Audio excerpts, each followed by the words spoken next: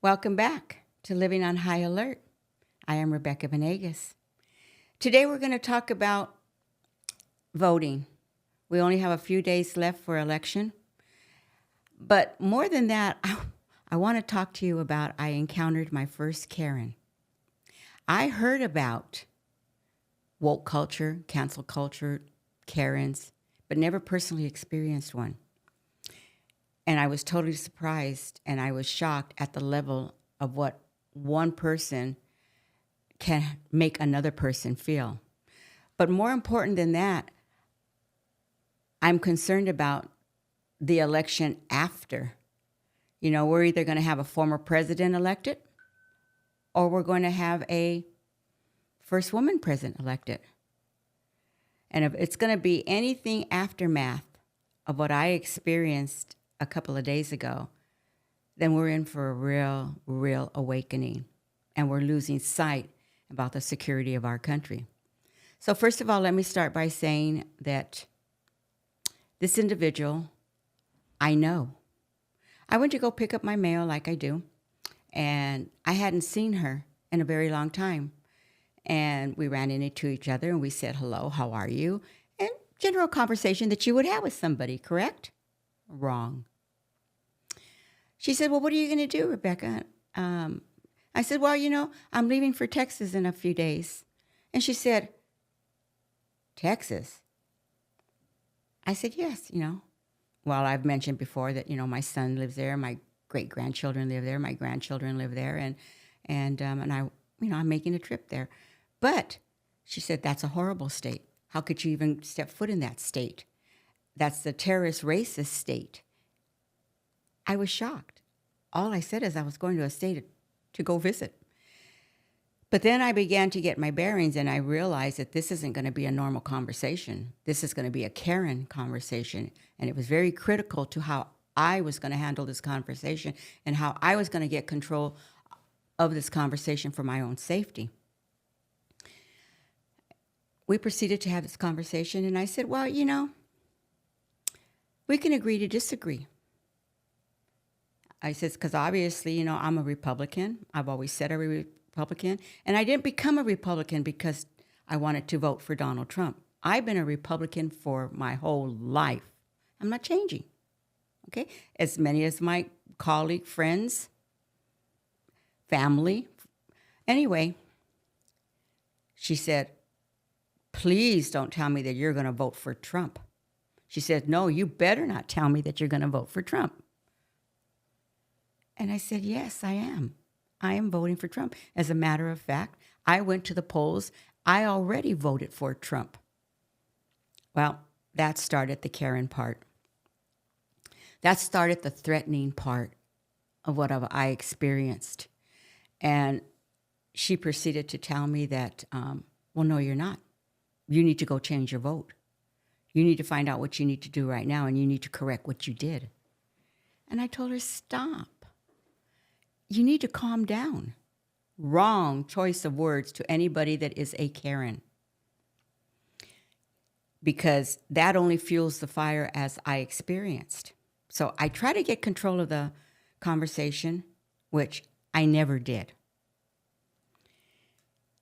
When I spoke to her again, I said, look, I don't want to have an argument with you.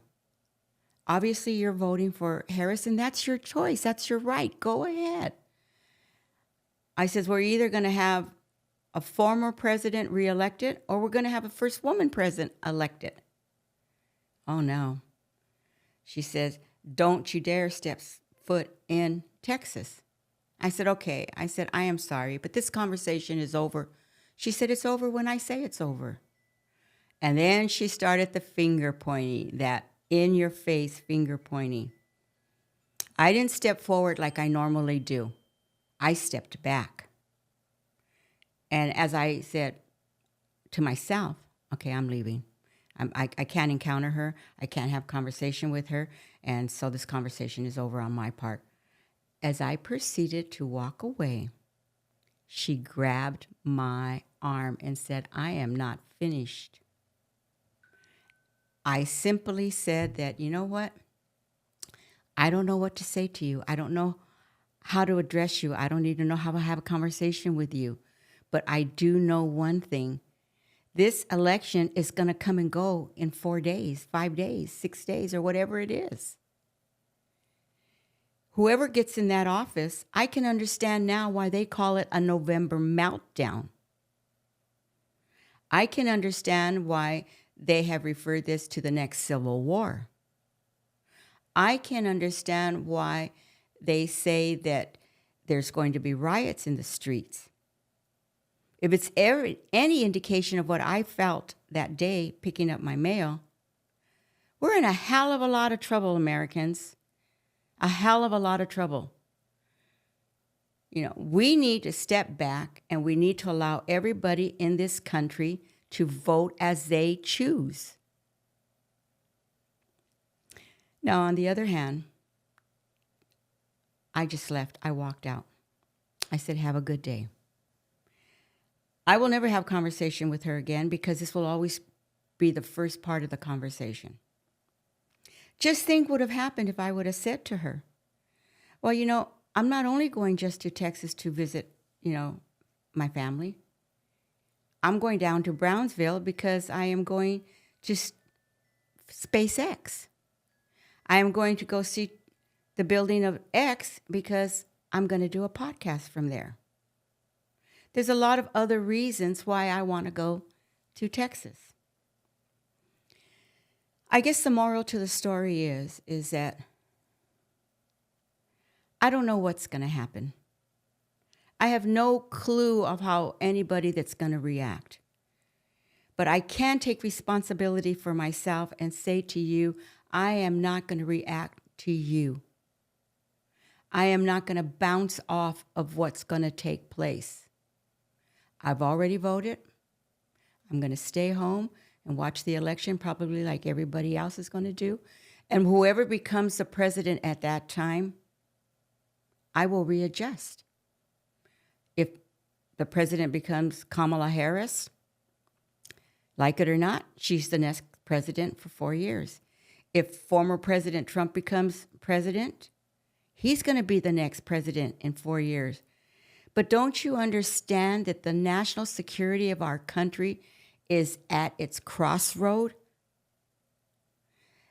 No matter what takes place, we have millions that have entered into this country illegal. We have to figure out what we're going to do with taxes. We have to figure out how we're going to get control of the food prices. You know, back in my day, which I love to say, we were able to have a conversation after an election. We were able to have a debate. You can't do that now, and you never will. It's already embedded into our society of how every election is going to be. It's not going to be listening to campaign speeches, listening to questions and answers. The other thing that's really important is that I don't believe in polls. When somebody says, well, the poll says this, or the poll says this, or Harris is ahead, Trump's ahead, well, this state or that state, because I'll tell you why from my experience. Nobody tells the truth on how they're going to vote. Not in today's society. Maybe you can do that back in the day and get a sense of how the outcome was going to be. But you have no idea who you're talking to. You can be talking to me, and I'm saying, oh, I'm going to vote for Harris just to upset the algorithm. This is extremely important because we don't have that option anymore of determining ahead of time who is going to win. We learned that from Hillary Clinton and Donald Trump the first time. This is the beginning of where our country went into a deep state of peril. This is when, because one candidate lost and another candidate won. This is about not accepting or moving on with our country. So when somebody doesn't want to concede and let our country move forward, you don't realize what you do to us, the American. You politicians have overstepped your power on many levels. And I, for one, am sick and tired of listening to you tell me what to do when you're an elected official.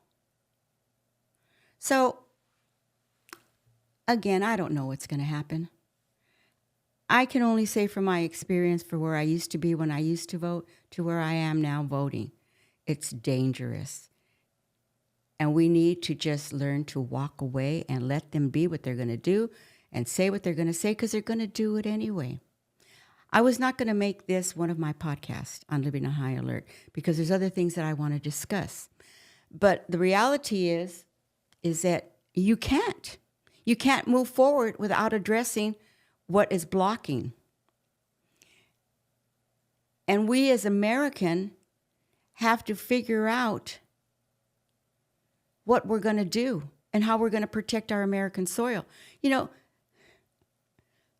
all of third world countries and other countries are laughing at us. We are the joke of worldwide conversation because we can't get our crap together. We, the most powerful country in the world, is not respected anymore. Hasn't been for a very long time. This is why we need a strong leader.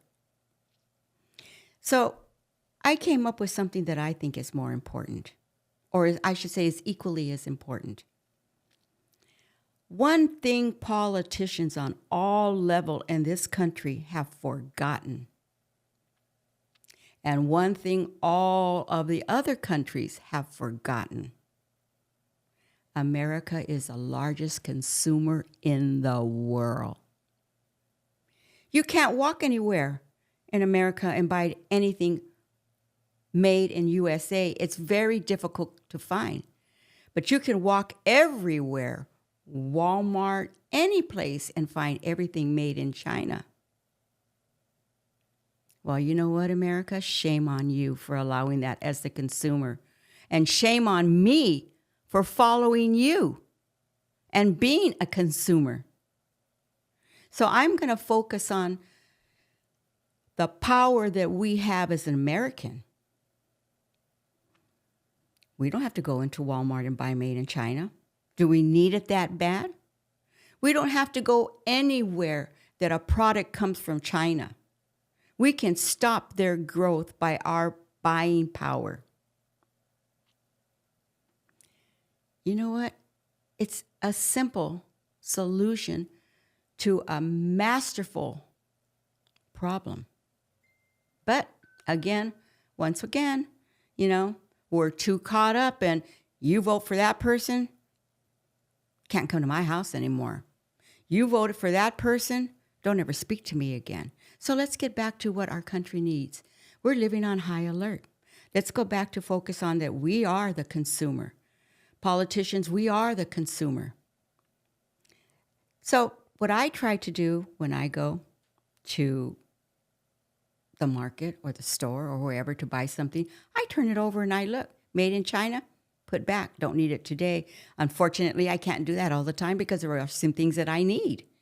But I wrote a short story about China, and I'm going to air it, not today, and it's called China's Yard Sale. And what I say in my short story is that we need to get rid of everything. We need to have a yard sale across this country to get rid of things made from China. And then on the other side, I have a big dumpster, and it said, Made in China, dump here. That's where we began to lose our power in the breakdown of our country, is because we didn't even have control over as consumers. So how are we going to have control over our politicians or our government or anything else? So this is a conversation that you need to have with yourself, because I can't have that conversation with you because it's your choice. And it's not my right to take that choice away from you. So all I know is that I can be one consumer that can make a big difference in this country. But we could be millions of consumers that can change the way our country runs. Now back to immigration. We're going to get that under control because we, the American people, are going to get it under control. We're going to put everything back in perspective. on how it's going to be and what it's going to be, because I am not going to allow an illegal into this country to vote in my country, to take benefits for my country. But more than that, I am not going to allow the politician or somebody to say that they have a right in this country to do that. No, it's not going to happen. This is why living on high alert has to be a focal point of what everyday use is and what everyday needs are. And right now, my everyday need is I got to put food on my table. I got to put gas in my car. I got to make a living even though I'm retired. And I've got to watch out for my great-grandchildren and my grandchildren, because they're going to be a product of what the outcome is. So back to the election, the voting on Tuesday. You have a choice on how you react. You can make a difference, and it can start there. And if you don't, I can't do that for you.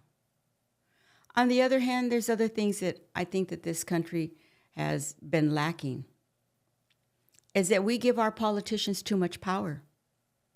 We give them power to go to Congress and represent their district or their states, but they don't. And then the power becomes theirs, not what they were supposed to be when they were sent there to do a job. The power becomes that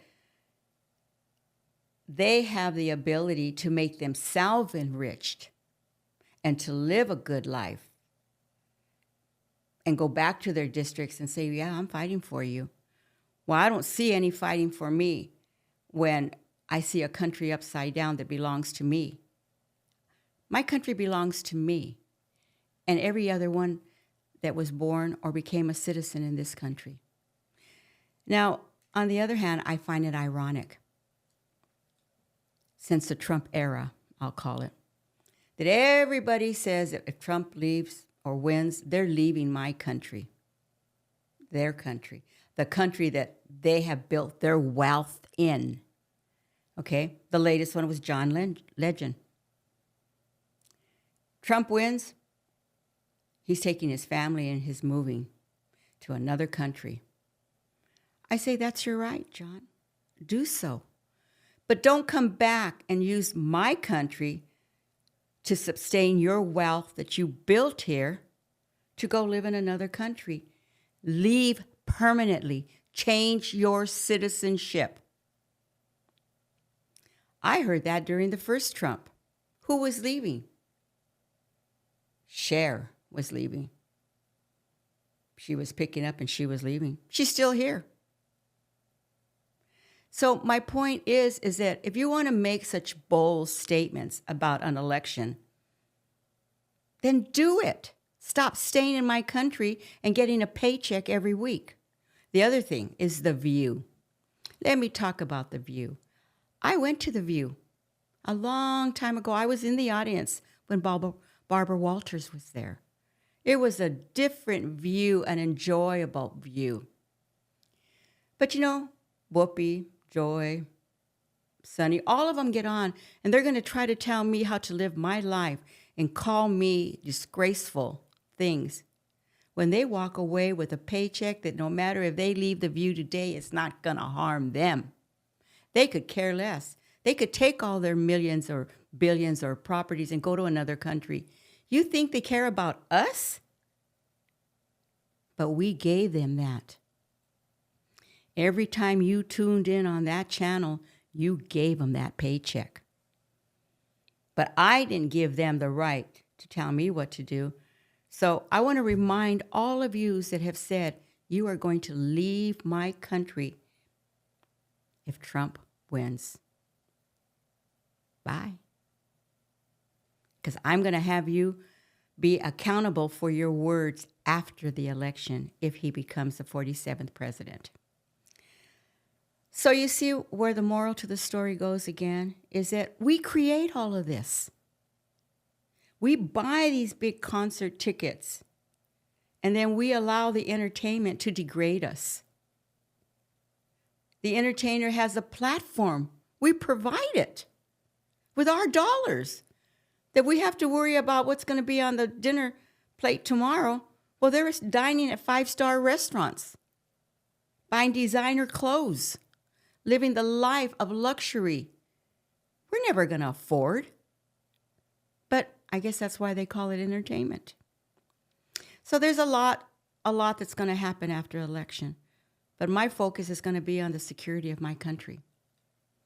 There's going to be a shift. But then there is a shift every election. The difference between when I was younger and today is that it's not funny anymore. I was a teenager when John F. Kennedy was assassinated.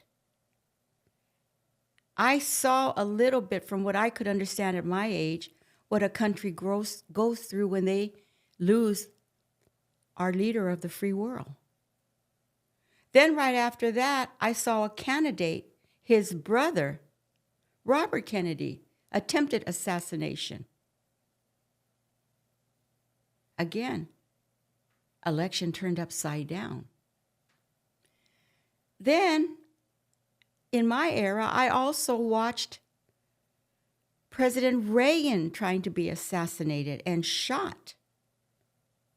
You know, there's a very, very good piece out that everybody should read to understand what happens when you try to assassinate a sitting president, what this country goes through that you will never see or understand, okay, as a world leader. But there's a piece called The Saving of a President. It's about 50 pages long, but it's about the medical team that was trying to save President Reagan's life and what they went through. They didn't see Democrat and Republican. They didn't see any other kind of blood but red. It gives you a different perspective of what a country will go through with the assassination of a president. Okay? Now, in my time today, they attempted 2 times, I believe a 3rd time, to assassinate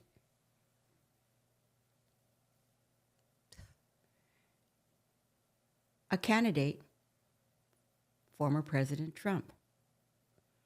Do you realize what would have happened to this country if it had been successful? I'm glad you don't.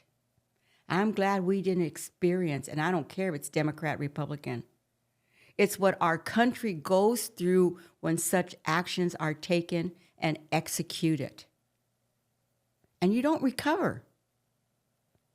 You can't recover. There's no algorithm for recovery on that. There is no polls that a pollster can take for that. A country becomes in mourning. A country becomes non-functional. And what happens during that time? Our allies are looking at us, finding our weak spots, preying on the ones that hate. And this is the outcome. So, you know, there's a lot to history and there's a lot to the future. All I know is that I live now in the moment. Can't predict what's going to happen. Don't know. I might not even have tomorrow. None of us. But let's try to at least understand the mechanics of what our country and the world is based on and how it is. But unfortunately, during all of this time, we've had the most deep-rooted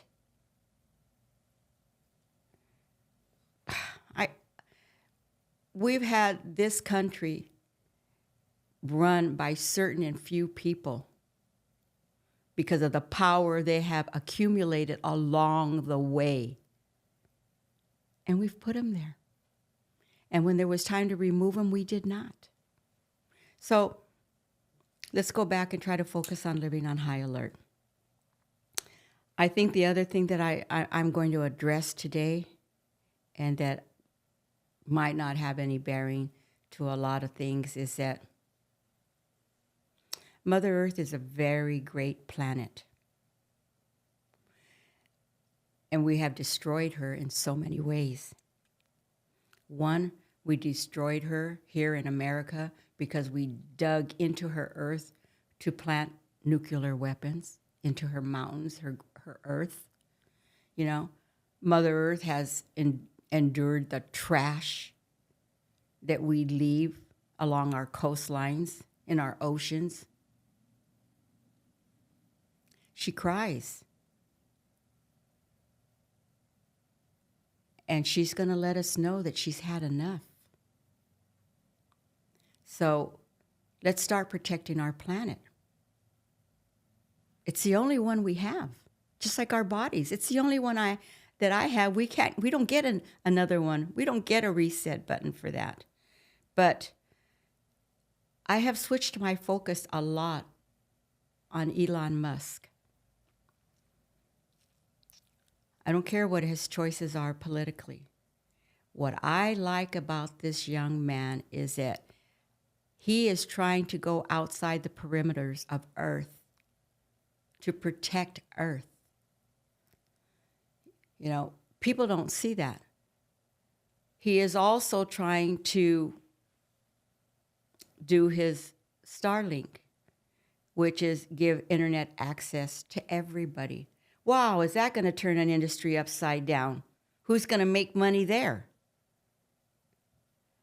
You know, there's just so many different types of things.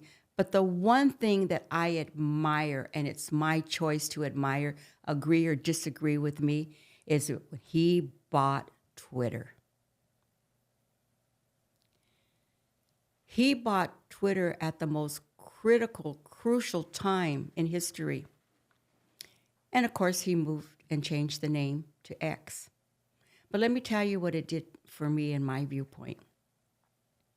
He gave me a level playing field because everybody knows, and I don't care if you admit it or not, it was a biased social media platform, Twitter.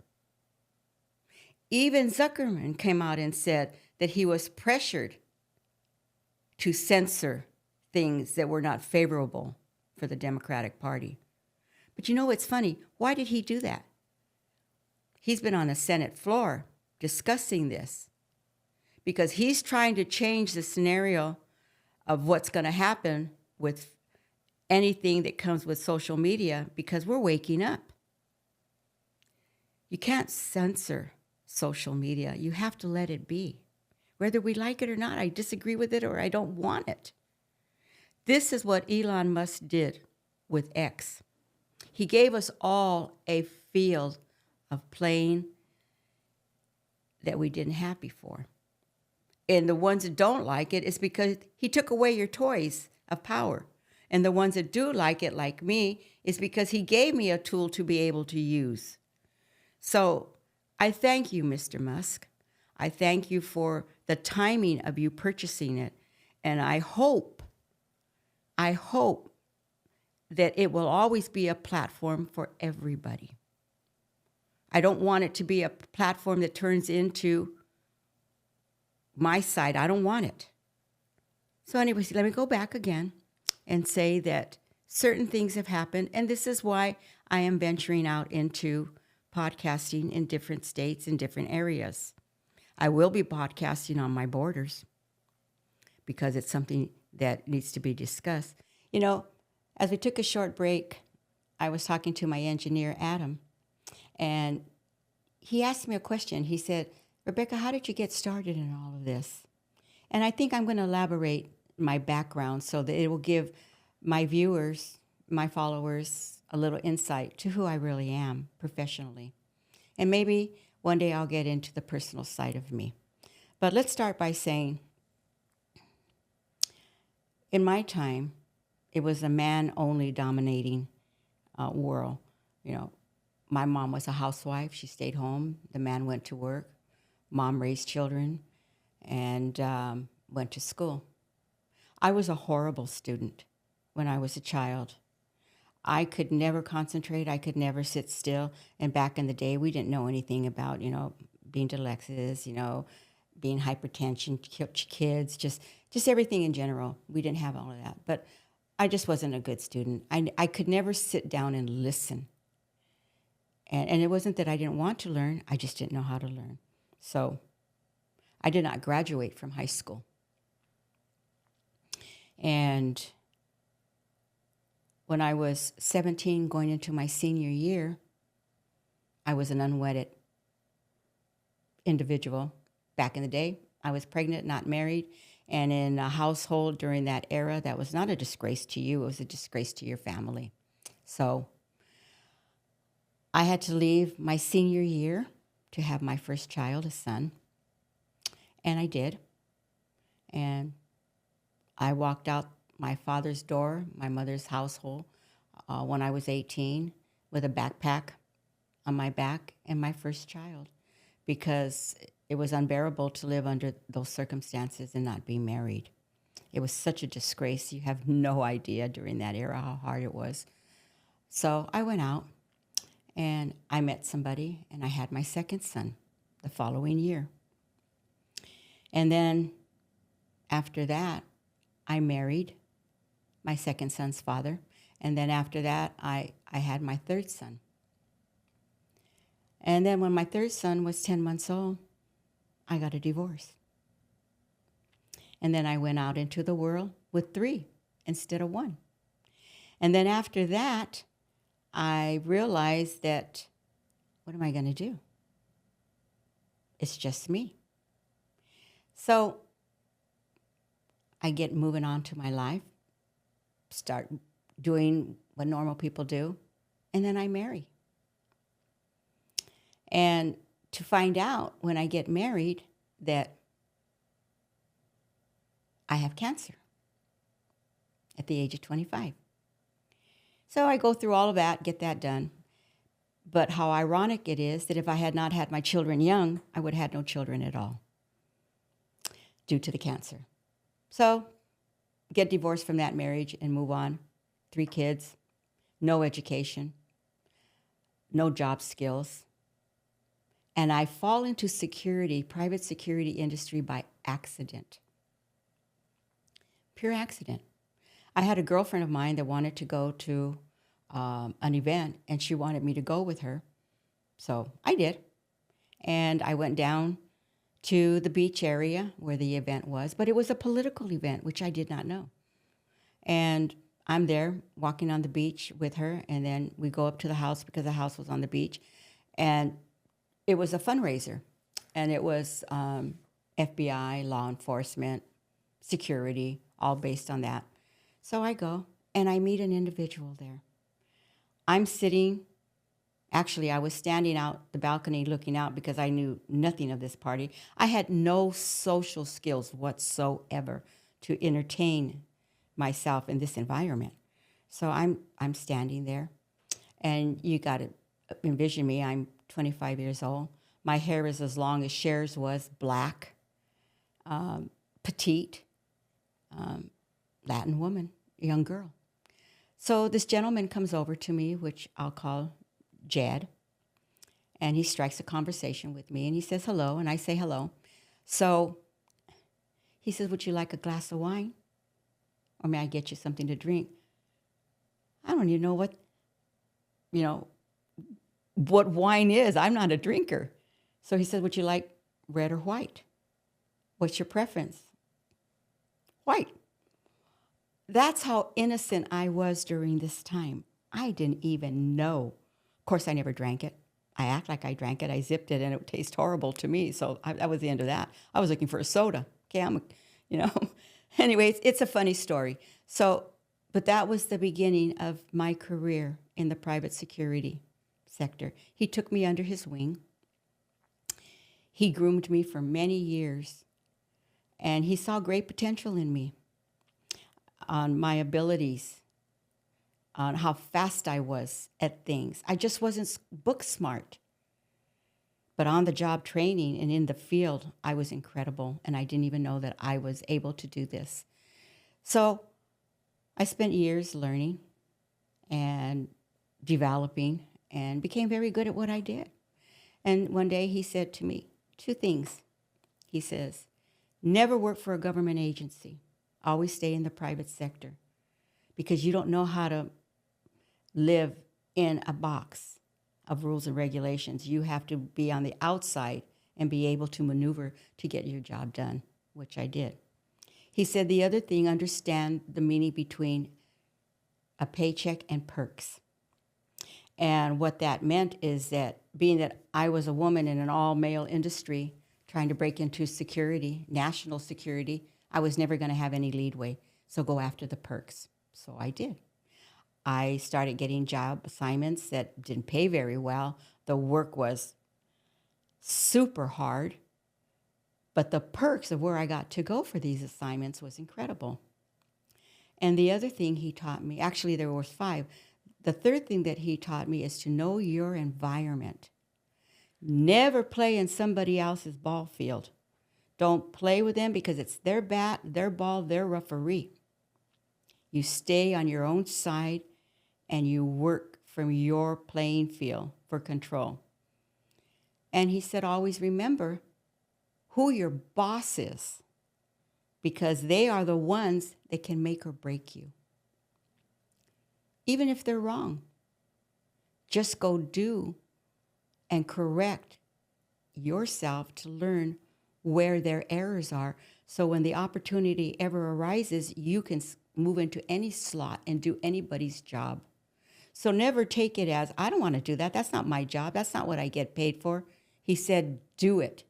And do it to where you learn it to you are the most valuable player on the team without letting anybody know. And he said, number 5, which is the most critical of all. Never lose sight of your client. Never lose sight of the target.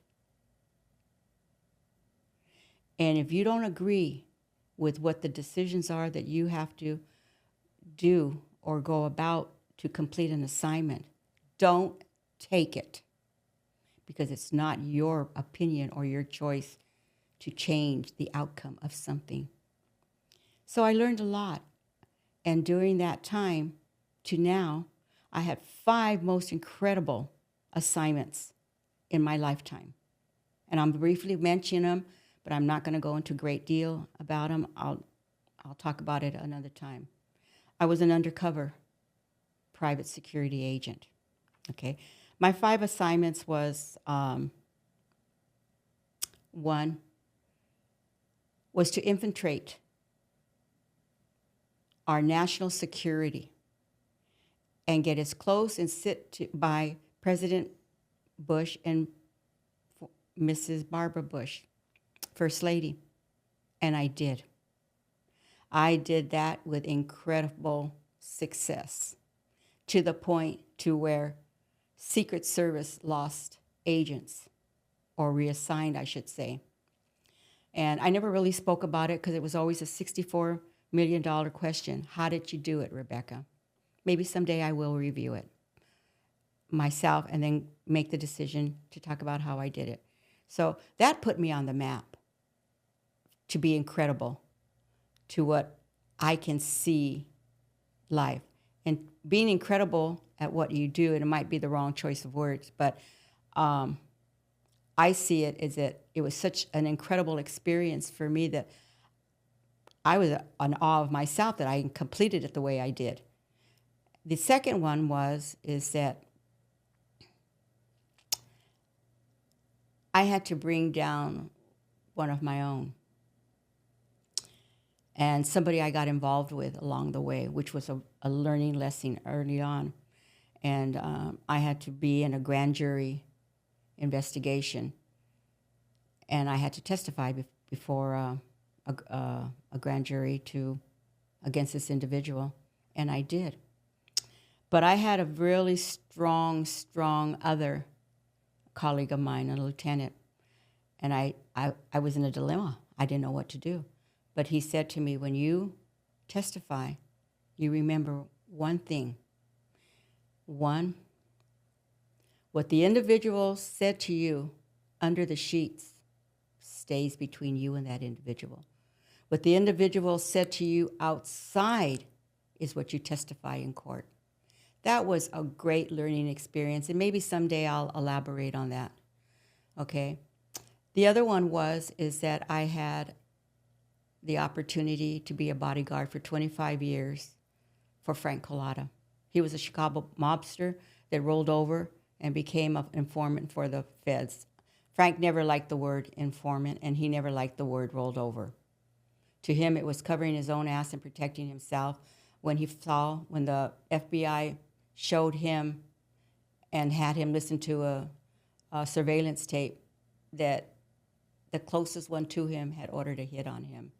But that's one for another day.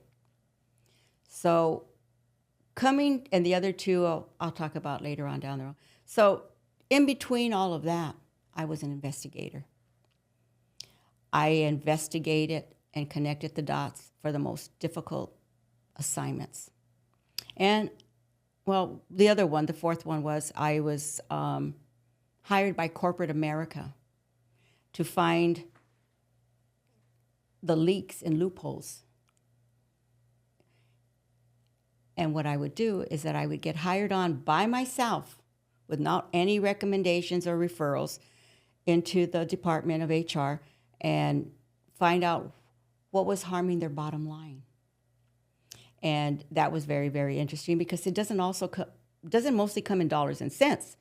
Sometimes it comes with an individual. It could be a vice president. It can be an employee that's not letting progress move forward. And so with that, that was a very, very interesting learning experience because I always landed up in the marketing department. And that's where I developed my marketing skills. Okay. So along the way, this is what brought me, after my retirement, to living on high alert, because one of my assignments, I worked with the military. I was never in the military, but I worked alongside with them, like I did law enforcement and other federal agencies, and I did it to the best of my ability.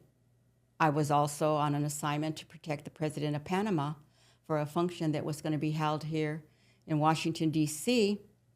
And, every dignitary that comes into our country, they automatically get Secret Service protection. He declined it. So they flew me from California to Washington, D.C. to protect him on American soil while he was here for the event, which I did successfully, and he returned back to his country successfully. So, and I was also on the border of Syria on another assignment. I went with the Jewish Federation to see what the assessment would be during the attack on Israel and how the Scud missiles damaged Israel.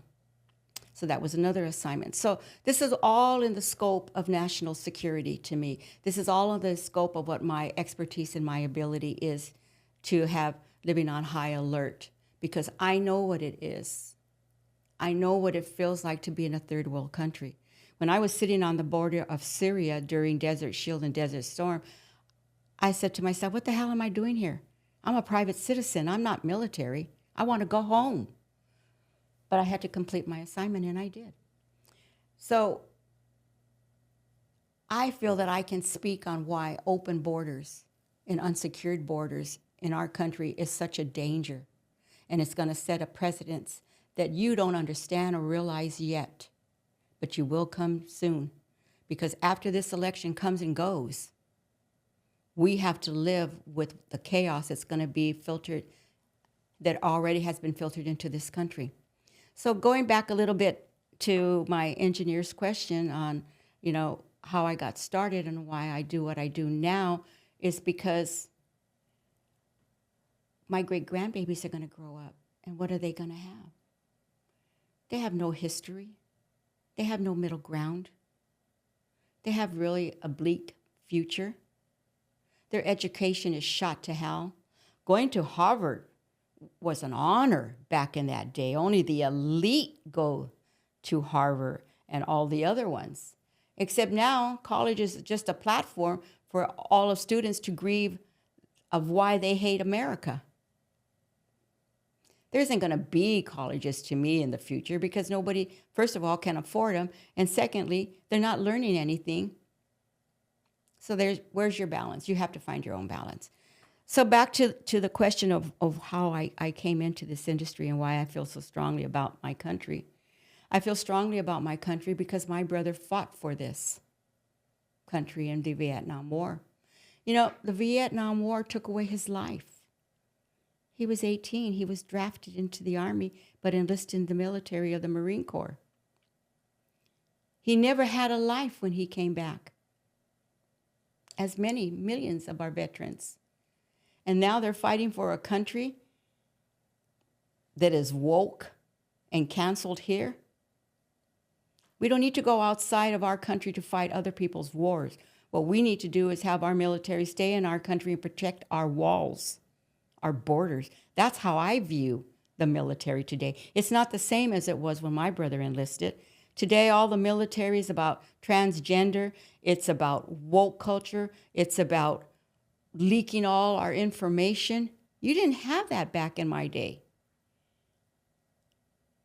Everybody has the right to have their viewpoints. Everybody has the right to live in this country freely. But everybody also has the right to be protected in our country. So the military today, I wouldn't say doesn't have the respect from me. I just don't focus on it anymore. Because if anybody's going to do anything with our country, it's got to start from the American soil. So let's refocus and bring back all of that to our country and take what's here out of our country that doesn't belong.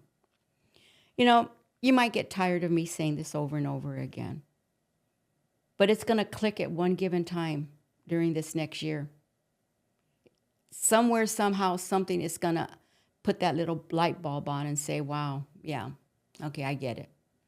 It took me a long time and stuff. So I don't want men playing in women's sports because I don't want to worry about my child, which my granddaughter played basketball through high school and through college. I didn't have to worry about a man playing on her team. But now my great-grandbaby might. So this is an issue. So don't force it into my lifestyle or my beliefs. If you want to have a transgender where they're crossing over, then create a category for it. Leave women's sport, men's sport, women's sport, and then have a transgender team. I can't figure out any other way. And if somebody can tell me something differently or educate me on something, I'm all ears. Okay? One of my dearest friends that died of AIDS taught me a lot about the gay community back in my day. So I respect everybody. I understand everybody to a degree. But don't force me to have to make a choice that I don't want to make to protect my own self and my environment, because I will, make no mistake. The other thing is that transgender in the military, I'm mixed on that because to me, you're born a man or you're born a woman. But what your choice is in between is yours. I can't tell you what to do or how to do it.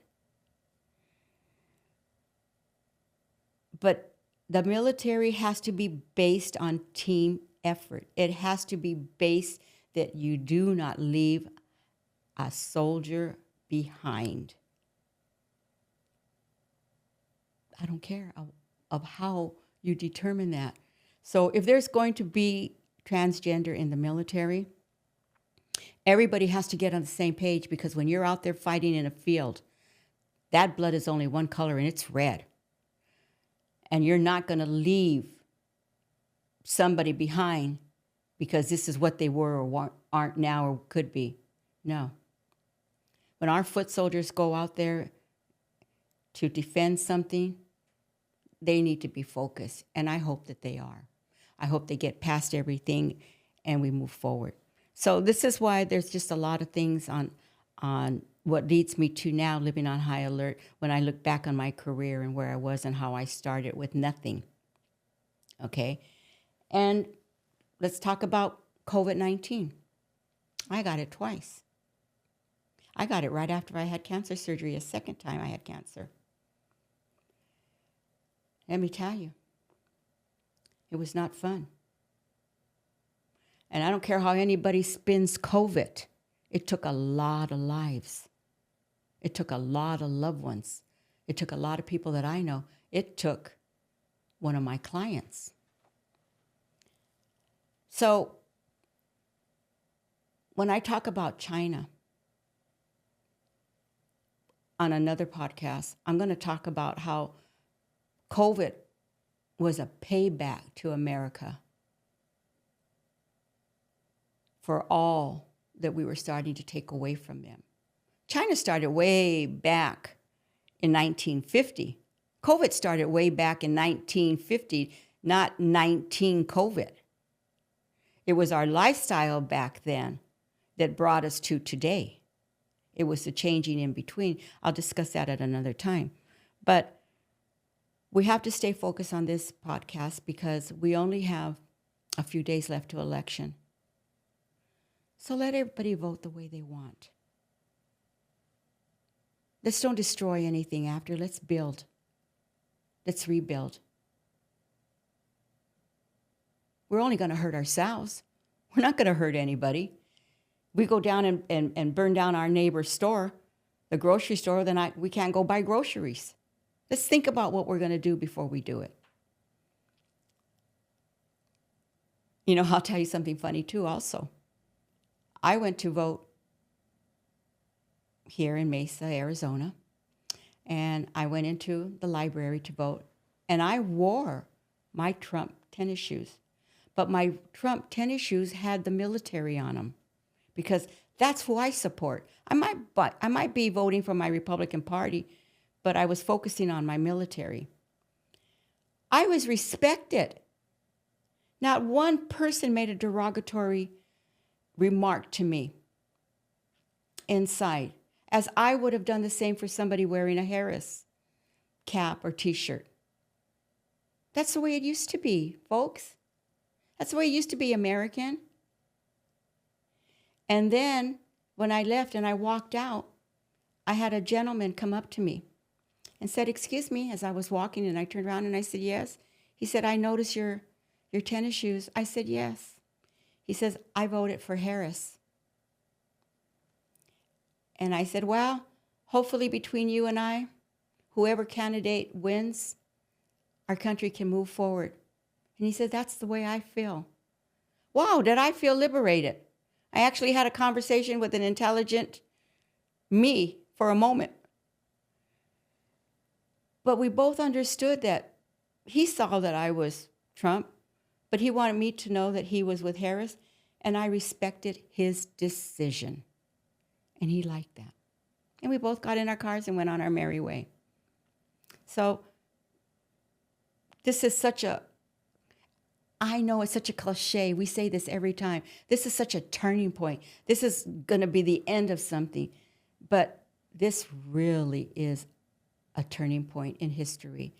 Only from the standpoint of view, our elections get more and more technical. They get more and more viewed on the internet, the social media platforms. This is a whole different ballgame. And for all of you, in the age group between 18 and 25 that are voting and stuff, you're voting for your future. Just do your homework. Go by what you think would be best serve you and your country. Don't go by what anybody else wants you to do or believe. So what I'm looking for after the election, because this is the only podcast that I'm going to do. I'm not going to do any more on the voting that's coming. What I want to focus on what we're going to do after the election, how we're going to come together.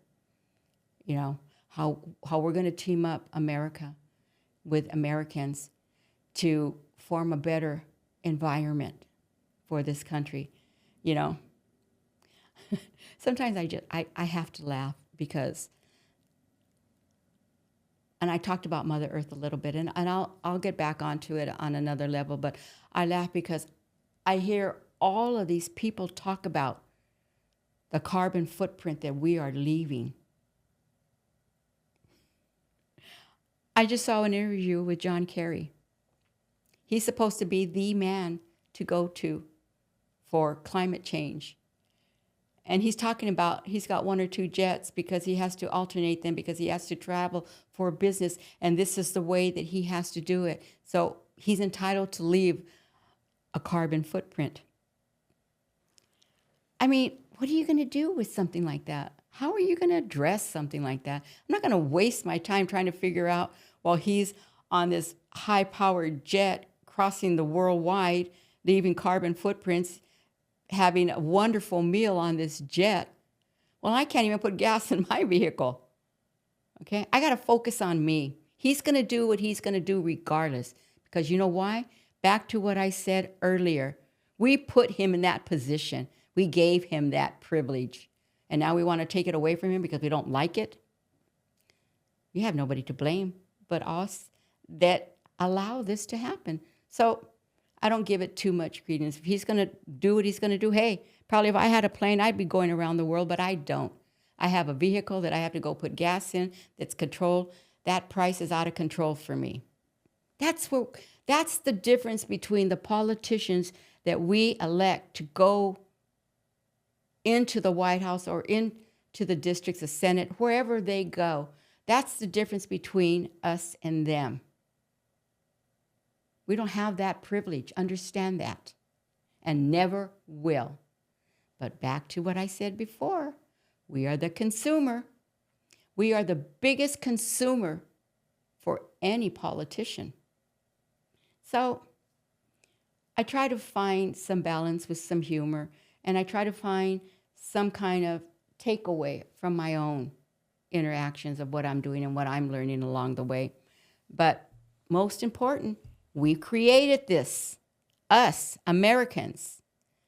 Number one, we created the scenario that we live in, regardless of which side of the fence we sit on. We created this mess. So it's up to us to go back and correct it. But we can't sit on either side of the fence to correct our soil. We have to come together to correct our soil. And I don't trust anybody to do it that's in office at this time. So come together again. Let's see what we can do. And, make the best of a bad situation. And don't make it a situation of a point of no return. Because we can easily do that, and we know how. So, life goes on. Time goes on. And I'm just grateful that I can move forward. I can have a voice in my country. And your option is, if you agree with me, disagree with me, you can turn off the channel. But if you disagree with me, you can send me some kind of message to how I can address. And maybe I can learn something on how I voice my opinion. Or maybe I can be educated on history or the future of what goes. Because the only way for me to move forward is through communication, which has definitely been a breakdown in this country. I'm going to be traveling a great deal soon. And I'm going to be getting the feel of what it is in this country. But I can tell you one thing that America has lost, that no other countries will tolerate. You try going from this country, all of you that say that you're going to leave America because you can't stand it if Trump wins. Go do all of what you do here in a free country and go live in the country of your choice and do what you want to do there and see how quickly you will be shut down. You've seen what happens to Americans that go into China or other countries and are going to pull off a poster off a wall, or they're going to say something derogatory. They're in prison begging for America to bring them home. But you know why? because they didn't understand the difference of living outside of America and going into another country, because we have allowed you to do that and act that way in this country. And now you are learning very fastly, American. Go outside this country, Whoopi. Go outside this country, Cher. Go outside this country, John, and all of the rest of you. Because, and what's her name, that comedian, Amy Schumer, I don't know correctly, excuse me if I pronounced your name wrong. She said she's leaving. She's going to London. Go. Because you have lost the voice of freedom that you had here. Everybody has lost the freedom that you enjoy here outside of the U.S. But don't come back again into my country to build your wealth again, to go back out and live on the high life. And if we, as an Americans, allow them to do it, shame on us, because they're not putting food on our table. So anyway, going back to why I understand the perimeters of America and outside, because I've been there. I can speak about it. And, I think now that I've come out of retirement completely, which I never thought I would do, I'm enjoying it this time around, because I am not working for an assignment. I'm not focused on what I need to complete. What I'm focused on now is that, the enjoyment that we have in our country. Americans, look what we've done. California was where I came born and raised from, the most beautiful state. You had the coastline. You had Carmel. You had San Francisco. You had San Diego. You had Los Angeles. What do you have today? Have you bothered to look at it today? Really look at it? There's no business. It's destroyed. Corporations are moving out of California, who you needed to stay for economical reasons. Look at our homeless. Look at how we've destroyed our property. And that's not just California, that's across our country. It's a shame what we've done to California. It's not a travel destination of the world. People are going to other places. They're not coming really to California. Do they want to walk over homeless people? Do they want to walk over woke people? Argue with cancel people? I don't know. Maybe it's just me. But America the Beautiful has diminished. You can't even sit in a restaurant and have something to eat without the owner telling you to get out if you show any signs of what party you're from, or ban you from their restaurant. I don't know. Maybe I guess that's why we may just start cooking like we did back in our day and eat at home. Anyway, back to what we need to do. I've enjoyed my podcasting with you, and I do want to emphasize one thing. If I make errors or I misspoke on something, it's because I am not reading from a teleprompt. I tried that my first time around and it did not work. So everything that I do, I'm speaking from my own words. I don't have notes. I don't have any. I just have Adam over there, my engineer, looking at me, and Tyler, my other engineer. But because I can't speak from something that's prepared, I have to speak from experience. I have to speak of what I see or what I know. I can't have anything prepared. So you're going to have probably a lot of bloopers, and you're probably going to laugh at me a lot. But guess what? I'm going to laugh with you at me. So thank you until our next podcast, and we'll enjoy whatever fruits of labors that we have. And may God bless America, and God bless you. Thank you.